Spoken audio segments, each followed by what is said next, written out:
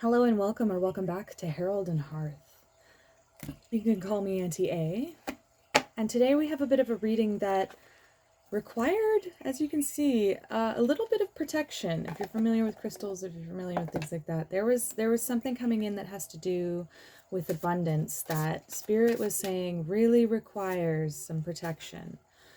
So if you take a breath with me all the way in and all the way out.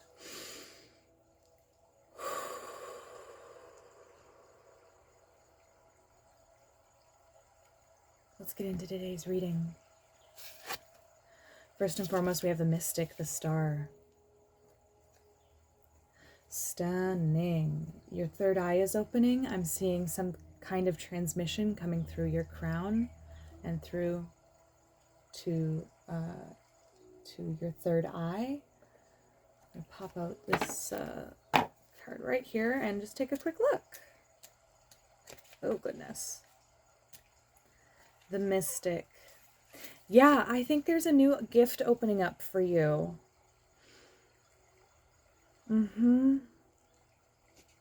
Okay, for those of you who have already opened up their psychic abilities, have already been learning how to use your clairs, maybe is one thing to call them, or your spiritual gifts. This is a marker that work has been good, but I think there's something new opening up, whether you are well versed in your own gifts and this is a marker of some new aspect of a gift opening, or if you feel like you don't have any gifts, or maybe you've been waiting for your gift to kind of make itself known, this is the time that's happening. This is a mark that your psychic abilities are awakening and expanding. Additionally, it's also a reminder that those abilities and those skills grow and manifest themselves more as we trust in them. Okay? So there's a level of trust that we're being asked to follow through on this. A level of trust. And the next cards I have pulled out are the Herbology deck. Ooh, love. It's the we have this one is the Universal Love deck by Tony Carmine Salerno, and then we have this one, which is the Herbology deck by Maya Toll. So let's start here. We have Vervain. Let magic in. How beautiful. I'm going to pull our second card out and get a bit of an idea of context here. Letting magic in. How fitting for what we're talking about here. We also have these purple flowers on the top of the Vervain. It's purple, purple, purple coming through. And be yourself. Oh, absolutely. Oh, absolutely. Yeah, that's beautiful. Being yourself is going to be the best way to open this up. This isn't going to be something where I don't think this is a gift where you're just going to be able to Google it. And you might find some information online, but I really think that you're going to have to stand in your own stem, your own 2 feet here, like this daisy, and just be yourself. And trust in your abilities, trust that they're coming in, trust that you're connecting yourself with spirit. There's something in this. One moment. There's something in the book for us. So let's take a little look and find out what that is.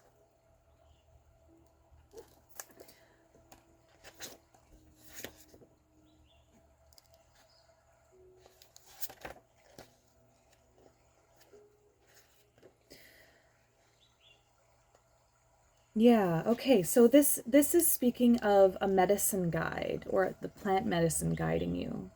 Vervain whispers of enchantments and worlds not quite seen. She'll teach you to see beyond the ordinary and help you explore the liminal lands of the psyche. Through her easy access to the in-between, she can call the medicine of plants not present, making her a must for any healer's garden. Some of you may be, you might call yourself kitchen witches. You might call yourself herbal witches, green witches. You might not even call yourself a witch. I don't want to exclude that, but definitely it's somebody here who mindfully works with plants. Vervain is powerful even though she's wispy. Though she be small, she be mighty. Excellent. So you're standing at a crossroads at this time. There are guardians for many crossroads through many cultures. A few are Kelek, the Celtic crone and gatekeeper to the spirit world, Legba, the West African spirit who facilitates messages between people and the gods, Janus, the Roman god of ending and beginning, Hecate, or Hecate, the Greek goddess of the night moon in the crossroads. Oh my goodness, excuse me, those sneezes came out of nowhere. A good question that Vervain is asking at this time is, when was the last time you truly took in those moments when night slips into day and day slips into night, that kind of interstitial liminal space that we enter and we exit? This is really quite wonderful. If you are a bit of a dreamer, like as in like you dream at night, this might have to do with walking in your dreamscape, having some kind of control over the walking in your dreamscape, but that doesn't have to be it necessarily. Let's dig into this further, Spirit. Ooh, down on the lap, upright or... Okay. A cycle is ending, coming to an end. This is when faced with the pain of staying the same or the pain of change. This is the pain of change. This is the pain of being willing to let things go and let things close off, let things finish. Yeah, you haven't really felt for some time like you are celebrating yourself. Like you haven't felt like you've moved into a new stage of life. Actually, okay, yeah, I see you, Spirit. These go together. I gotcha. You haven't really been feeling like you deserve maybe this new stage. And this Ace of Cups is kind of like a turning down of emotional offerings that you've been seeing from Spirit, which is interesting. Yeah. Almost like holding yourself to this idea that you are incapable of even like planning ahead for this. This is very interesting. Because we're going into, one of the first things I said was trusting your gifts is going to make them manifest themselves stronger, okay? So let's dig into this a little bit, because I think this has to do, this side at least has to do with your worthiness, your self-worth, the perception of your own worth, okay? So there's something happening here where Spirit is saying, no, you, the way you are right now, here and now, is enough. Okay? You don't have to be some perfect person. You don't have to have everything sorted out. You don't have to feel like you deserve it for you to deserve it. I say this often and I love it. It's such good words, but it is the phrase, your feelings are real, but that doesn't make them true. And in this case, what that is calling us to is Spirit is saying, hey, how you feel about what you deserve is real. And that's why we're calling it out right now. But that doesn't mean that it's true. That doesn't mean that just because you think you don't deserve to be celebrated or you haven't been celebrated and therefore that's a reflection of your worth. No. This perspective is going in the ground. This perspective, in fact, might even have been something that you've been working on for a period of time. Is this in the past, Spirit? To some extent, you're still dealing with the final dregs of it, and that's why we're getting this Ten of Swords, because Spirit is asking you to intentionally put it down. To intentionally show up in your mind and remind yourself, hey, just because somebody else treated me that way does not mean I deserve to be treated that way. Hey, just because somebody else said my gift was nothing doesn't mean that it is actually nothing. I can be myself in all the wonder and incredible beauty and complexity and multitude that is ourselves. I like to think of the self as a beautiful cut gem that sits in our palm, and in some lights, some facets shine brightly, and in others, other facets shine brightly. But just when the light isn't shining on a part of it doesn't make it not there. If I'm making sense. I'm feeling like there's another medicine card in here that is maybe I think it's probably oh goodness, words. Give me a moment. Let me collect my words here. There is another medicine which will aid you in closing the cycle of feeling like a lack of self-worth. to the extent where you can't even plan a brighter future because you didn't even think you deserved it. So what medicine, Spirit, what medicine will aid in this transformation? Oh, yes, yarrow. Knowing that you are protected, trusting that you are surrounded in this gentle, loving field of protection at this time. Who you are is precious and protected. And I'm really getting this sense that Spirit is saying, hey, if you don't think that like you deserve it, or you think that something bad might happen as you try to step into deserving it and feeling that more, know that you're protected in this time. This one, yeah. Know that you're protected in this time. Okay, are we doing reversals from this point on with this? No, okay. Yeah, it came as a bit of, like, this gift might feel a little bit annoying at first. It might feel a little bit like, what is that? What is that? And kind of like a frustrating sense of like, what are we even talking about? And Spirit is asking you to take this like the Fool, to walk forward into this new skill with a sense of levity, with a sense of forgiveness, mercy for yourself, mercy for what you might not know, and also like some self-respect of, hey, I do know some things and I'm taking those things with me as I go forward. I have a guide. I am not alone even as I walk. Even if I look alone, I know I am not. I know that where I'm headed is lit in the light of Spirit, in the light of my heart, my soul, my inner child, those beautiful, beautiful energies. So letting magic and Spirit, can we dig into this side a little bit more? Because I understand this period of time, or this self-expression, this the way that they saw themselves needed to change. And it really needed to move from just like the magician into the world. Like, that is why this was such a challenge. That's why you felt like you couldn't celebrate. And at this time, Spirit is asking you to trust that you do deserve this. I'm actually not even going to spend any more time on this because I really feel like Spirit is like, no, it's dead and gone. Like, we're not talking about that anymore. So interesting. And the moment I said we're not talking about it anymore, boom, King of Wands falls out. Creativity, passion, expression, fire. This salamander is standing out to me very much. Oh my goodness. Okay. Oh my gosh, look, I was just shuffling and again that landed on the bottom. So the world, like, you're doing just fine. I need you to know that you are doing just fine. Yeah, judgment. Yeah, you're getting a grade A grade on your report card. But what I'm seeing here is I'm very specifically being led to this image of the salamander or the lizard in the bottom corner. There is a show called Gallivant. If you've seen it, oh my gosh, I love you. I've definitely been a big fan of that show. It's a comedy musical, kind of comedy of errors. And there's this character named Richard who ends up spending almost all of his money to get his kingdom back, basically, because he's an ousted king.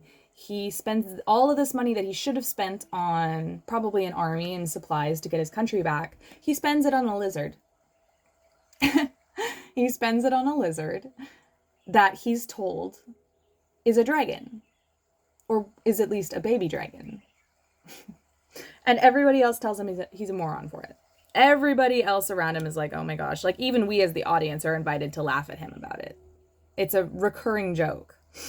And at the very end of the second season, which is the last season that they had available before the show was canceled, the final shot in the ending is of us looking at Richard as this lizard that everybody has teased him for literally turns into a dragon.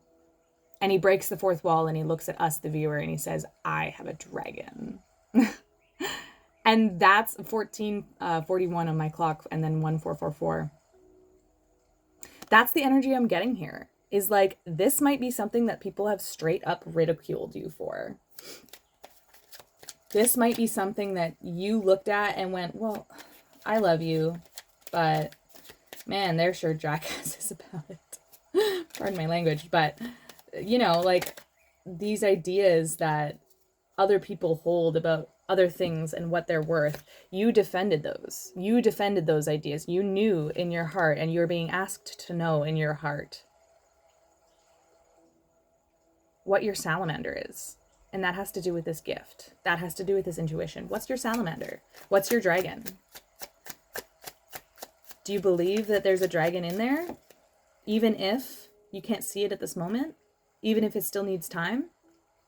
Because you are the dragon. Your skills are the dragon.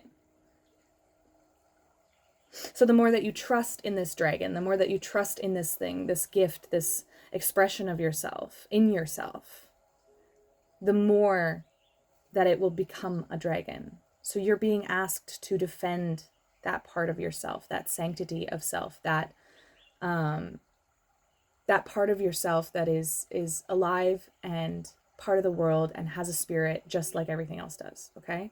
You're being asked to honor that and defend that. And to defend this unique thing about yourself. Oh my gosh, yeah, temperance. You're headed towards your spiritual inheritance, towards this Kether, and you're being asked to do it with one foot grounded on the soil and one foot solidly grounded in your emotional body, and being able to alchemize your emotions back and forth, being able to look at things and see from a higher perspective, to control kind of the waves of emotion that swing one way and the other. We have the sun symbol on this angel's forehead. I just heard Archangel Raziel might be really important for somebody. It's really specific. Yeah, that's extra confirmation for somebody. I'm not sure who, but this sun symbol to me is us looking at our own inner child, taking their hand, helping them balance kind of this internal spirit with external expression, and finding safety and peace there. This is going to take a little bit of learning how to balance, a little bit of learning how to express this in different ways. It doesn't have to be perfect. Yeah, it doesn't have to be perfect. You're kind of looking at this with a sense of like, oh, but like this came out very wishy-washy. Do you want this on the table? No. This came out very wishy-washy. I'll be real. And I think it's because that is what this is asking us to balance. To kind of let everything just still for a second. On the bottom of the deck here, as you maybe are seeing, I'm holding it, the High Priestess. She's the one who walks between the worlds. She's the one who walks between the veil. And you don't have to express your gender as a she. That doesn't have to be your pronouns. But there is this calling to being somebody who taps in to spirit, who connects. This gift is important. This role, this being yourself. So let magic in. Thank you, Spirit. Oh, absolutely. Queen of Wands. Boom. Look at that. Let magic in. She's got a cat at her feet. Intuition, independence, boundaries, expression. The sunflower, again, following the sun, following the spirit, following that part of yourself that is bright and light and beautiful, that is life-giving.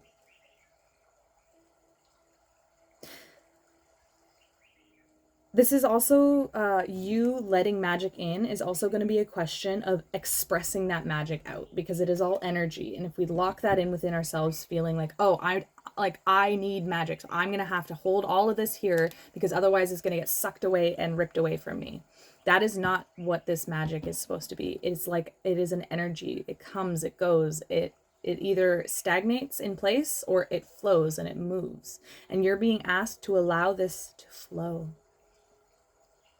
To feel your magic when it comes in, and to express your magic creatively. And creativity does not have to mean like painting or drawing or singing or dancing. It can, and those are beautiful expressions of spirit and beautiful expressions of creativity and passion, but it doesn't have to be those things. You finding your thing that feels magical, that brings light and life, that helps you connect deeper. I think there's one more universal love card for us to take a look at today. This is such a gorgeous message. It's a call to action. It's a call to truly kind of pull the drain on that last part of your self-expression that you keep coming, there's a little bit left over of that lowered self perspective of value. And that time is gone. That time is behind you. You're being asked to step forward and to step away from apathy in all of its forms, both when it comes to yourself and it comes to the greater world around you. Apathy closes us off. It can help us, it can keep us from getting hurt, and that's often why we become so many of us become apathetic, or we become apathetic in different ways in our own lives. But much like fear, it stagnates us. Caring is okay. I may be cringe, but I am free. Oh, gorgeous. The final card, and I'm going to actually lift this up and I'm going to lay it over that apathy, because this is what Spirit is asking you to replace your apathy with, about yourself, about the world, about others. They are asking you to replace that apathy with enchantment. Look at the color. It's like being under a black light.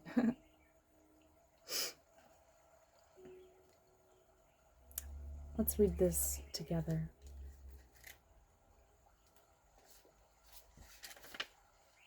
In choosing this card, your higher self is reminding you that life is full of enchantment.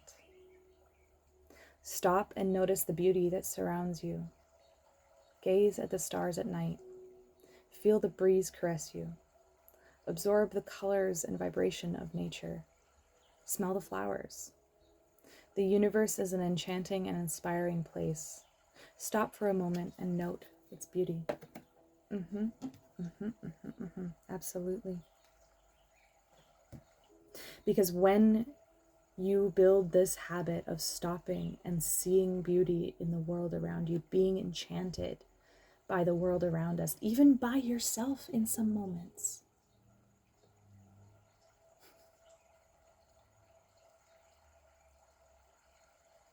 that is when these messages, these gifts are going to really start unfolding for you, are in these moments of enchanted gratitude. Don't be afraid to express yourself, to express truth.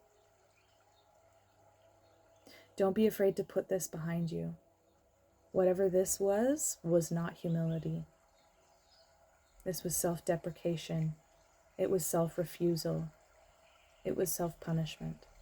And that is not your birthright and not what you deserve.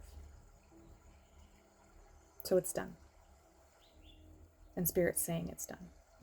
And they're asking you to walk forward with them in faith, in hope, with a sense of enchantment about the world and about yourself. To let magic in, because it's going to start working wonders in your life that you could have never imagined. Thank you so, so much for being here today with me. If you're interested, I do offer personal readings, and please feel free to contact me at the email below in my description. That's the only way to contact me and book a reading, unless you are meeting me in real life at a market. But in the meantime, thank you so, so much for spending some time with me today. I'm so in love with this stage that you're in. And I so wish you a sense of childlike wonder and enchantment, both for yourself and the world around you. I'm excited for these new gifts of yours, this new stage, this new expression of passion, and your willingness to defend your value to the end. Thank you so much for being you. This has been Herald Hearth. My name is Auntie A, and I really do hope you have a wonderful day. Bye-bye.